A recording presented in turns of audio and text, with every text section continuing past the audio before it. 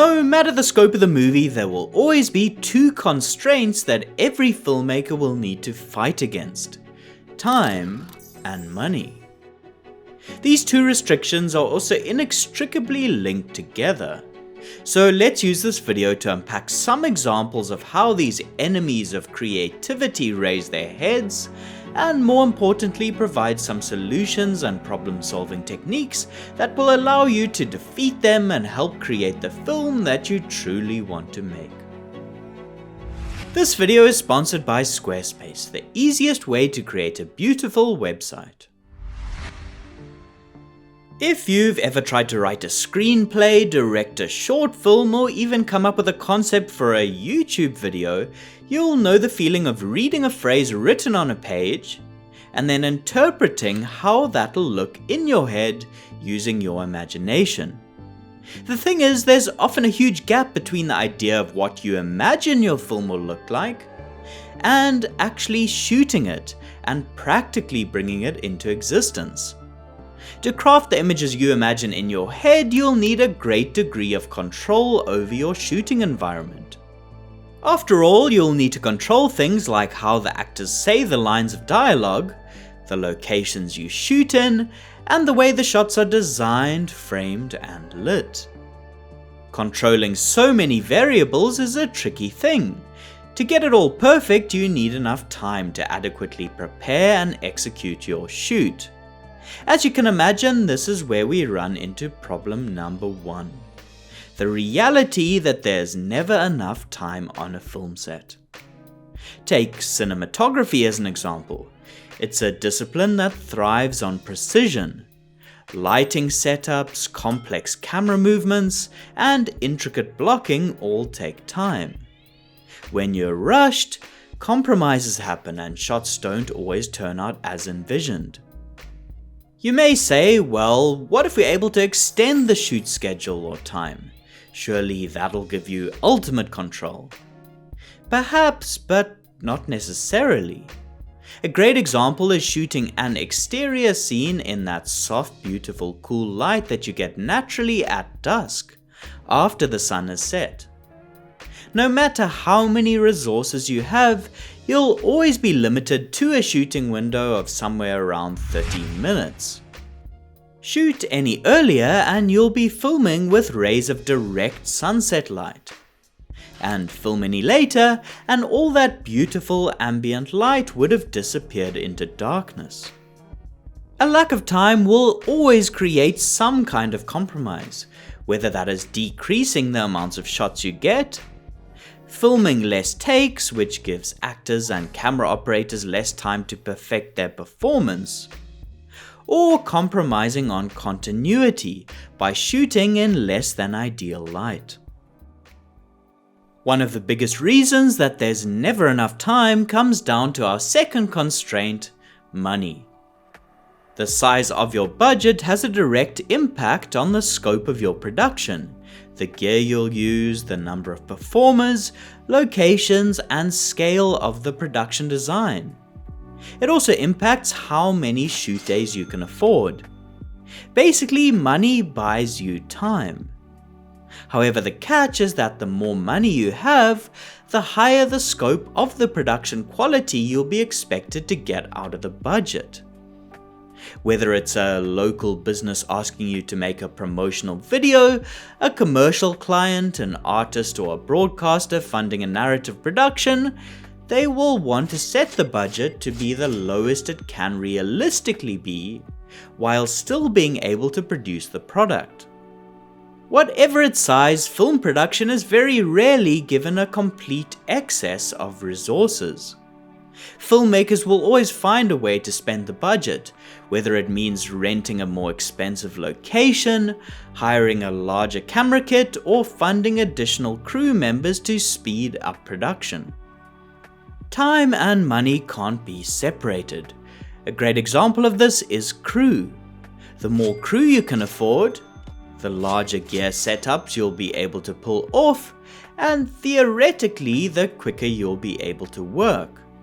However, as your crew roster grows, so does your payroll, catering costs, and gear budget. This means that although you can now afford more people and work faster, the production won't be able to fund as many shoot days. Or vice versa, if you cut down on your crew, you'll have more shoot time, but your gear setups will be more limited and you'll be slower to set things up and shoot fewer setups each day. Hence the dichotomy of time versus money. But it's not all doom and gloom. What are some practical ways to help you achieve your vision on your budget? Before we get into the solutions, I need to take a moment to thank today's sponsor, Squarespace. Setting up a website may seem a bit intimidating, but what I like about Squarespace is that they make the design process super simple and intuitive for your average person. You can build a beautiful, personalized site by selecting options recommended for you by their Blueprint AI. You can easily integrate your video work into libraries, or organize images from your portfolio into galleries. Perfect for filmmakers. Check out squarespace.com for a free trial, and when you're ready to launch your site, go to squarespace.com/indepthcine to save 10% off your first purchase of a website or domain. One of the biggest things that munches up time is adding different shots, or what we call setups. This means moving the camera to a different position, changing the type of camera movement, or swinging to a different lens. If you've scheduled 1.5 hours to film a scene, the difference between deciding to shoot 4 setups as opposed to 8 setups is huge. Assuming 30 minutes at the beginning for technical setup time like tweaking lights, production design, dressing, and blocking, you'll be left with an hour of actual shooting time. Choosing to shoot 4 setups will give you 15 minutes per shot, which, including the time it takes to reposition the camera, do hair and makeup checks, will give you somewhere around 4 or 5 takes per shot. If instead you choose to cover the scene from 8 different angles, your shooting time will be cut down to merely 7.5 minutes per setup. When all the technical adjustments are accounted for, you'll realistically only be able to shoot 1 or 2 takes for each shot. Filmmakers therefore need to make a decision. Would they rather maximize the amount of angles they shoot, which is called getting coverage, and minimize the number of takes that actors and operators have to perfect each take? Or is it better to decrease the amounts of shots down to the bare bones of what is needed, shooting for the edit, and have more time to perfect each of these shots? Different filmmakers have different opinions on this. Some prefer to have more shots, and therefore a greater variety of options to craft the scene in the edit, while others commit to having fewer angles in the edit, knowing how the scene will be cut, with more and perhaps stronger takes to work with. Another great area for time saving is minimizing technical setups, especially when it comes to camera movement. Each time you want to try a different type of camera movement, for example moving from a dolly shot to a gimbal shot, the camera and grip team will need perhaps 15 minutes or so to reconfigure the camera for it. As we've mentioned, this 15 minutes may mean losing a shot.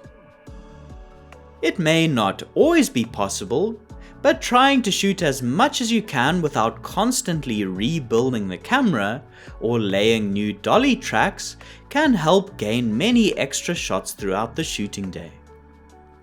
This could be done by using a gimbal for movement shots, then propping it up on Apple boxes and locking the motors to shoot what looks like a tripod shot, saving rebuilding the camera for a tripod setup. Or by rolling the dolly directly on the floor and accepting the minor bumps, rather than laying a new track for every dolly setup. If you have enough budget, another solution for this is to rent an additional camera, which can be permanently built in a different configuration, such as having one permanently built gimbal and one permanently built studio camera. Lighting is another area that can suck a lot of time if DPs are not prepared. That's why whenever possible, if you're working with a multi-person lighting team, I'd advise sending someone from the team ahead to pre-light the next shooting location as much as possible while the current location is being shot. That way, when cinematographers arrive in each new location, all the lamps will already be in place and you'll only have to adjust and dim the light levels once you have a camera to expose with. This can only be done, however, if you as a DP put in adequate prep work during pre-production. If you are able to recce all the locations and create a lighting floor plan for each space during prep, then you can send this lighting plan to your electrical team so that they know how you'd like your lamps to be placed ahead of arriving in the location. Same applies to production design, grips, camera, costume, and all other departments.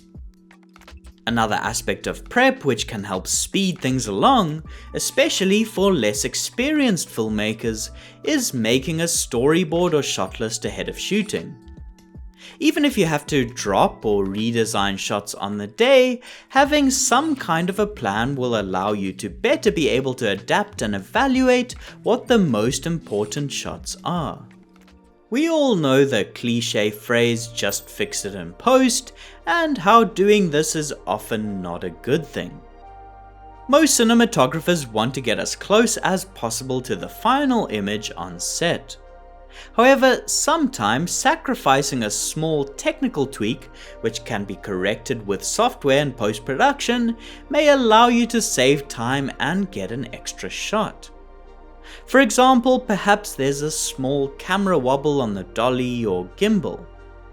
Knowing the tolerances for how much post-stabilization you can achieve will help you say to the director, "We can stabilize it in post if you're happy with the rest of the take," and potentially avoid shooting another 5 takes or making a 20-minute technical adjustment to get perfection. Or if you're lighting and want to decrease the brightness of a window by 1 stop, but know that doing that will take your team 15 minutes to build and position a 12x12 net over the window. Instead saying, "Let's shoot without it and we can recover the highlights by 1 stop with a power window in post," is a fast and easily achievable solution. When providing these kind of fix-it-in-post solutions, it is very important that you are properly informed and are providing the director with correct knowledge. You don't want them to get into post and then be unable to do the things that you promised you could fix on set. Ultimately, filmmaking is a medium of decision-making and compromises. To technically execute your artistic vision, you'll need to be well prepared and have a good technical knowledge so that when you're faced with a difficult decision on set, you can make the choice which most favors your film. Because it's not the idea in your head which audiences will view, but rather what you are able to practically photograph on set. Thank you to all of you for supporting the channel, especially those on Patreon. Otherwise, until next time, thanks for watching and goodbye.